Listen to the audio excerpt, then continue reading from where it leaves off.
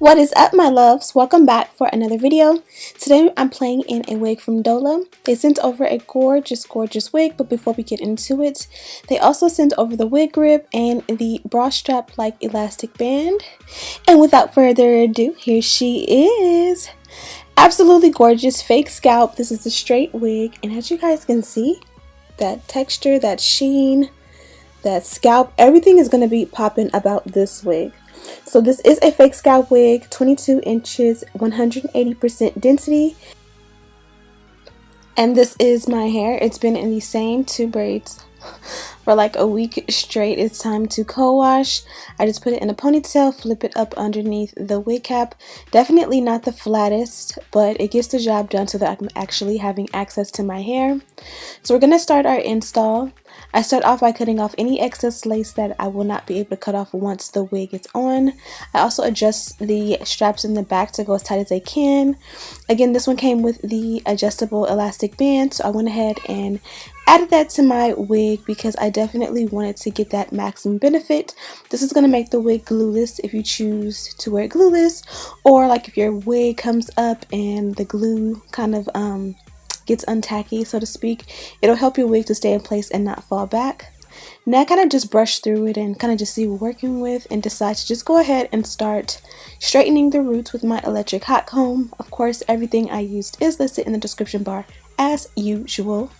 And as you guys can see, like once I start hot combing the roots, it's almost like the hairline becomes transparent in a way that you kind of get to see it, and it's a little bit more defined how nicely pre-plucked this wig is, and that really gets me super excited. This is why I like to go ahead and straighten out the hairline before I even cut off the lace, because sometimes you kind of have a facade and you think, oh, it's pre-plucked, it's good, and then you kind of cut off the lace, bomb the wig down, and you realize you need to do a little bit more. They did hit you with a 13x6, so there is 6 inches of parting going backwards, 13 inches of parting going from ear to ear, which I'm going to cut off any excess I don't need in just a moment. But again, I'm going through and pretty much straightening out all the roots because I want everything to be super flat and bone straight when it's all said and done. And as you guys can see, I didn't need to tint the lace or bleach the knots because everything is done for me with the fake scalp method. Absolutely gorgeous wig already.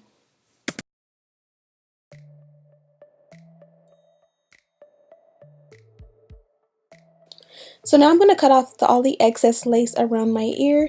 You want your wig to be custom to your head shape, and for me, I always have to cut off maybe about 1/4 to 1/2 inch on each side of the wig. That way the wig cuffs my hairline, or like around my head, so to speak, and it just sits perfectly. Nothing is bulking up or bulking down, nothing's too short, nothing's too big. It just sits and fits perfect.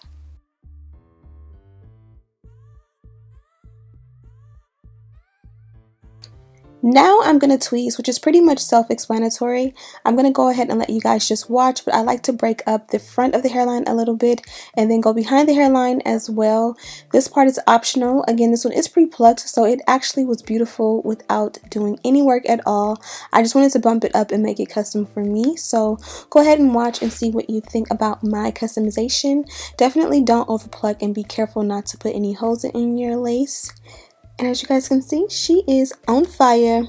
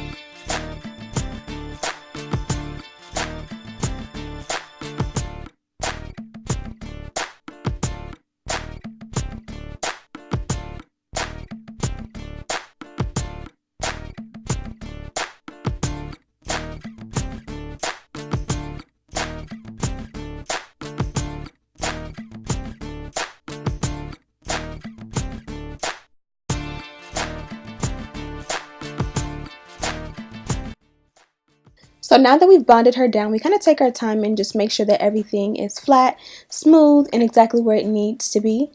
In other words, we're just giving the actual lace time to kind of bond and dry a little bit before we start the process of cutting off the excess lace. If you're going to bond down the wig or add the glue before you cut off your excess lace, you definitely don't want to start cutting off the excess lace until it is completely dry. I'm using a wax stick here to kind of just go ahead and slick and smooth out the hairline. My initial desire was to do a no baby hair look with this one, and you're going to see in the end, and you've probably seen in the thumbnail, that I did a little bit of baby hair, but I did it without like cutting anything. So this is going to be like a cheat for all of you who are afraid to like cut into your wigs. You'll be able to see like how to kind of like have a baby hair look without, you know, actually cutting down, you know, any of your actual hair.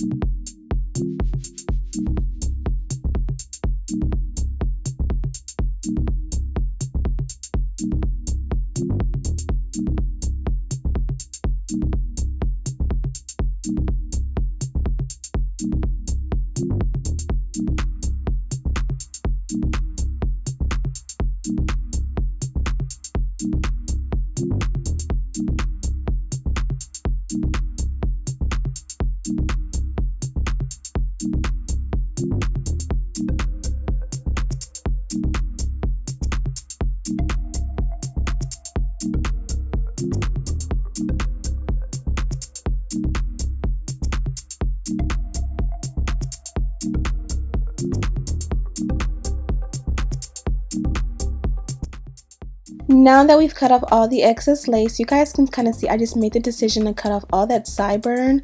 A lot of the times, especially when it's hot or you've, you know, had your wig on for a minute, when you bond that down, even with the best of glue, sometimes it'll like lift up and you kind of see how it's just sitting there. Lord, I've been in public where I've been around people and then I go like in the bathroom and check myself and I see that that piece is just sitting there. Literally the most mortifying thing ever.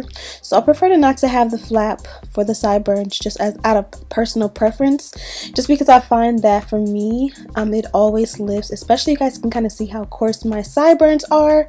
It's kind of almost not, I won't say impossible, but it's hard for me to get it to stay, especially when I'm out in the elements and I'm out and about. I don't want to be self-conscious and have that come up. So I just kind of cut it off and kind of just blend my sideburns with the actual wig. And normally I can use a good edge control and that works out. You can also see the very tips or edges have like a white cast to it. This always gives the illusion that the wig is not bonded down. The wig is bonded down perfectly, but I don't know why it just gets white, and my foundation powder or contour powder will definitely camouflage that. Also here I am doing the baby hair method that I was telling you about. I literally didn't even add any edge control or mousse. You guys know mousse is my favorite edge control at the moment. But you guys can see I just took a baby hair brush and I literally just started swooping. And I did like 3 pieces on each side, which, you know, looked really good for my preference. If you don't want in baby hair, you have that preference. Or if you want to go full out with your baby hair, you definitely can go ahead and trim it. You know, section off the baby hair, trim it down, get the mousse, and do all of that. This kind of was just like a last minute, like I didn't want, you know, to do it straight back in baby hair. And this was kind of like subtle but not subtle. And again, it's easier for those of you who do not have any desire to cut any like baby hair in your wigs.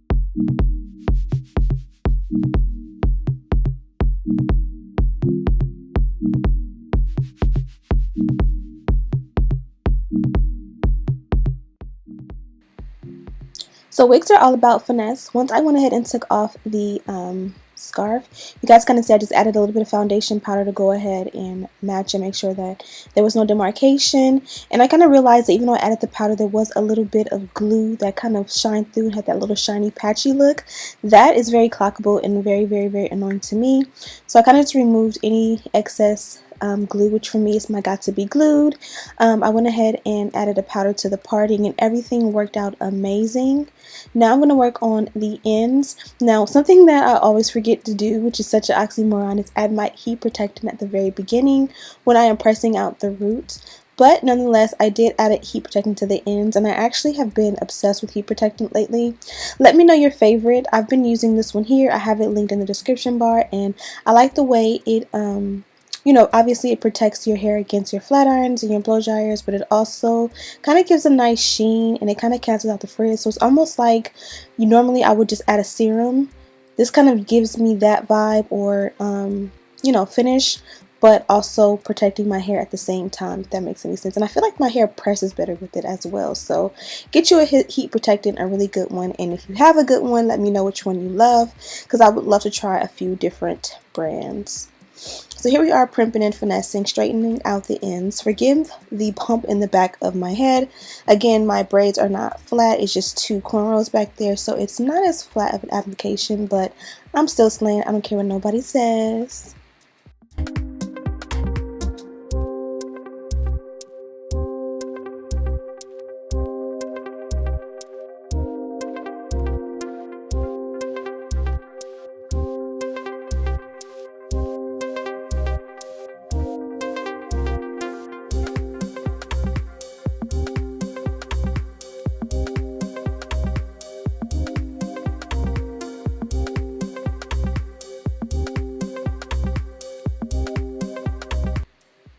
Now this hair definitely did not need any sheen, and you guys can see how everything came together and it blends with my skin tone. Everything looks perfect, but I just bought a fresh bottle of my OG favorite, the BioSilk, so I went ahead and added a little bit to it. Like I said, it definitely didn't need it, but I just added some, you know, all around on the ends as well as the crown of the head. Definitely gave it that nice high sheen that I personally love. And that was pretty much it. For me, this was an easy install. Hopefully you guys were able to follow along. Let me know what other content you want to see on my channel. Baby is due in a couple of weeks, so you guys will be meeting her very, very soon. Thank you guys so much for watching. Don't forget to like, comment, subscribe, share this video with your friends. And it's always, oh, and don't forget to check out Dola. I have all the information on this wig and a link in the description bar. And as always, I'll see you guys in the next one. Smooches!